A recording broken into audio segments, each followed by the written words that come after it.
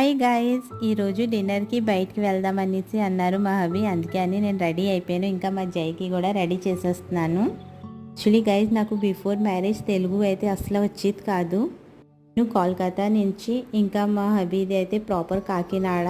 ఇంకా ఇప్పుడే నేను తెలుగు అయితే నేర్చుకున్నాను గైస్. మీరు మా వ్లాగ్స్ ఎక్కడి నుంచి చూస్తున్నారు అనేది కామెంట్స్ అయితే చేయండి గైస్. ఇంకా మేము రెడీ అయ్యేసి బయటికి అయితే వచ్చేసాము.